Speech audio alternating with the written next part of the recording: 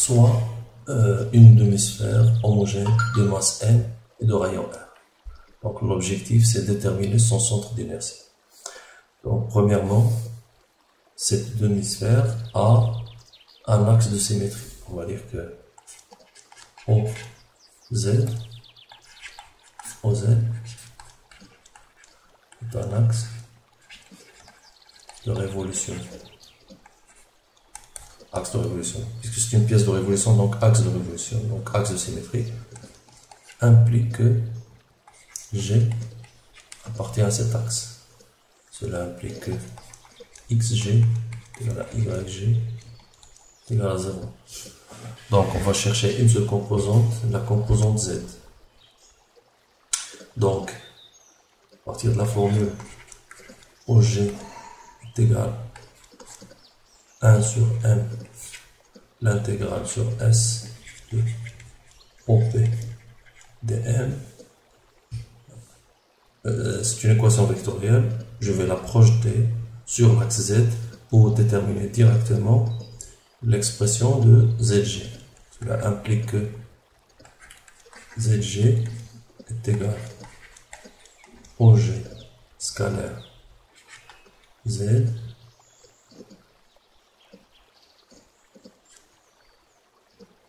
égale ZG égale 1 sur M, l'intégrale de OP scalaire Z dm avec bien sûr dm égale à ρ dv et OP scalaire Z est égal à la composante Z en coordonnées sphériques.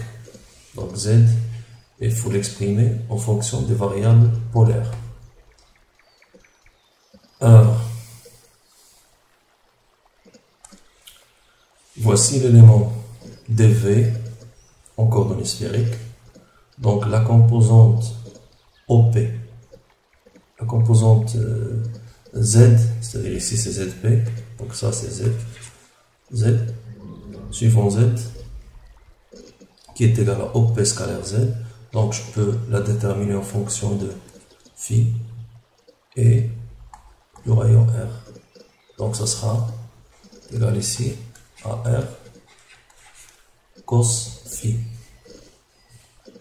Alors pour l'élément dv, et dv est égal, alors si on prend le dv, on a ici, ça c'est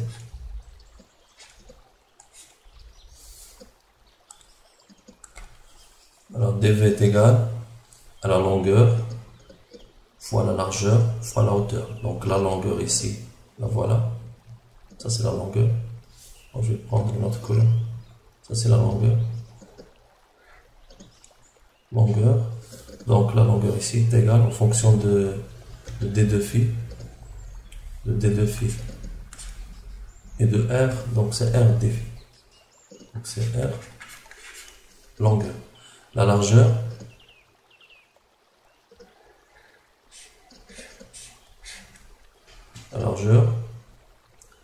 en fonction de cet angle, donc dθ, et de ce rayon. Donc ce rayon, en fonction de phi, c'est r sinus phi. Donc ça sera r sinus phi fois dθ. Donc le rayon c'est r sinus phi et l'angle c'est dθ. Et ensuite bien sûr l'épaisseur c'est d de r. Donc finalement c'est r. Donc c'est r d phi fois r sinus phi dθ fois d de r. Longueur, largeur, hauteur.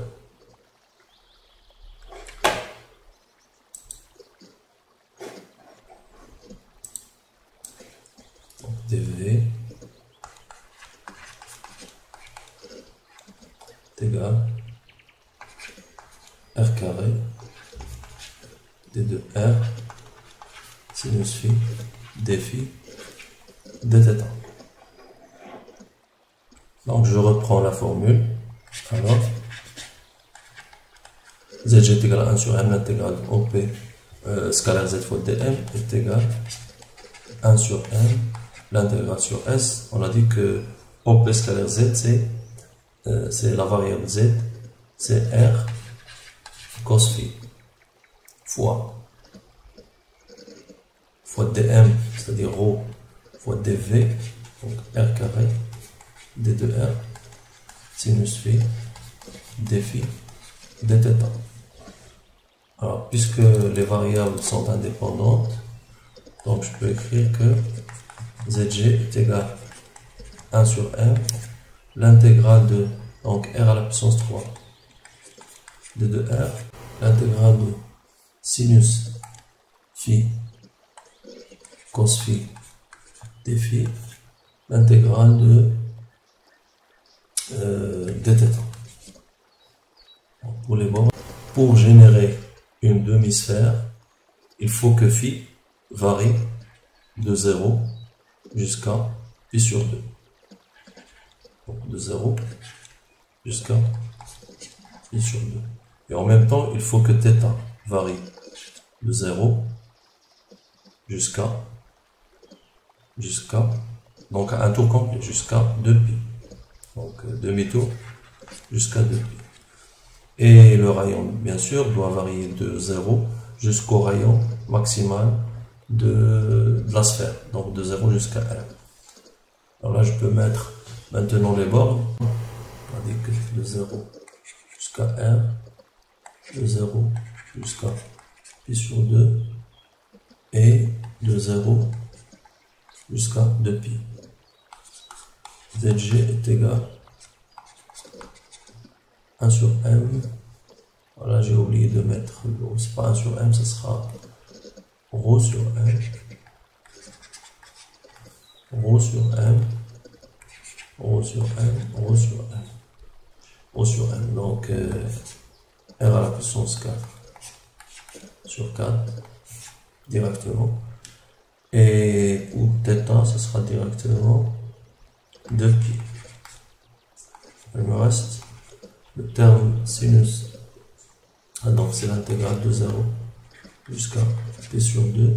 Alors sinus phi cos phi, je peux remplacer par sinus de phi sur 2 fois de d phi.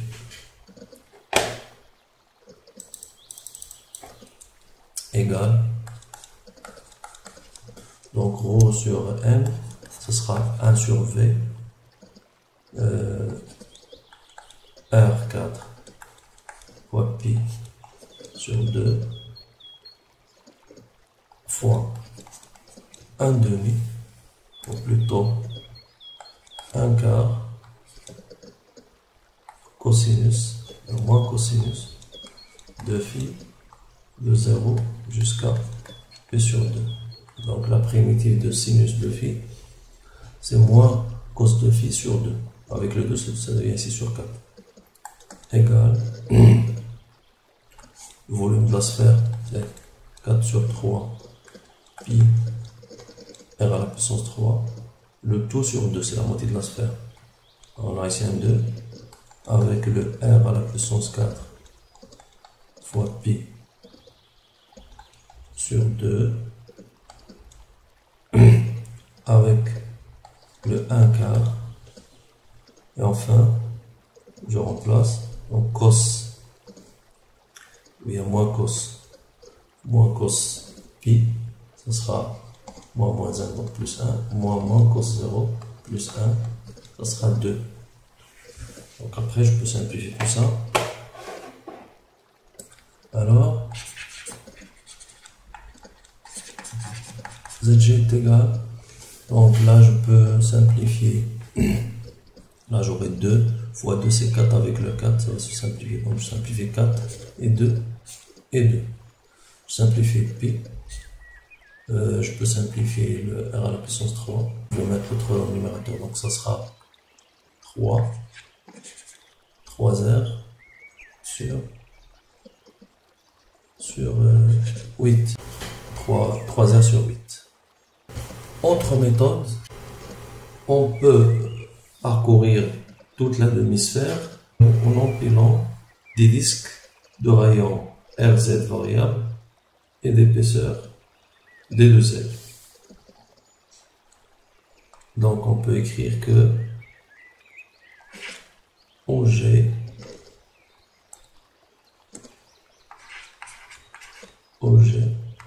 égal à 1 sur M, l'intégrale sur S de OP dm est égal à 1 sur M, l'intégrale de OP rho dv égale rho sur M, l'intégrale de OP. Alors dv, on a dit que dv ici c'est dv est égal à la surface du disque multiplié fois la hauteur des Z. Donc la surface de ce disque c'est pi r carré, fonction de Z bien sûr, variable fonction de Z, fois d2Z. Donc là je remplace donc rho sur M, l'intégrale de OP dv c'est pi r carré de Z d2Z. Bien sûr je sais que Z est un axe de révolution, bien un axe de symétrie de révolution, donc je cherche une seule composante suivant Z, donc je projette cette équation sur l'axe des Z. Donc j'aurai ici OG scalaire Z est égal à ZG est égal à rho sur M, l'intégrale sur S. OP scalaire Z, c'est directement la composante Z. Donc Z fois pi fois R carré. Donc R carré, je peux l'écrire, R carré de Z, je peux l'écrire en fonction de Z en utilisant le théorème de Pythagore. On a ici R carré, le rayon carré est égal à Z carré plus cette distance, ou bien celle-là, c'est R Z au carré. Donc RZ carré, tout simplement, est égal à R carré moins Z carré.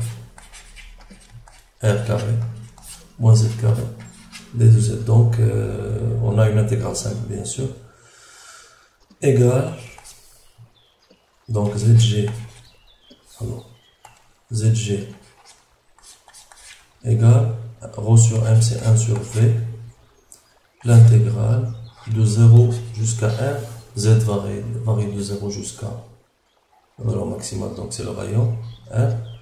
Là c'est pi, et je peux introduire Z dedans, donc Z R carré moins Z3 D2Z.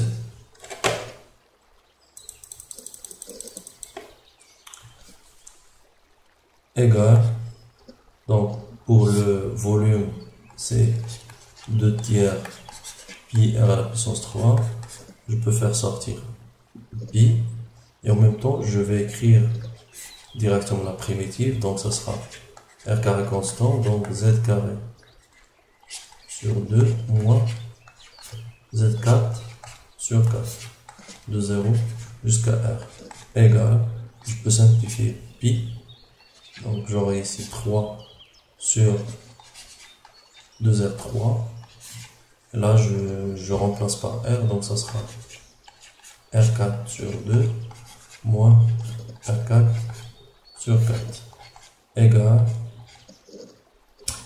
2R4 sur 4 moins R4 sur 4, donc ça sera R4 sur 4, donc ça sera 3 R4 sur 8 R3 implique que la composante ZG est égale 3R sur 8. C'est le même résultat que celui qu'on a trouvé tout à l'heure.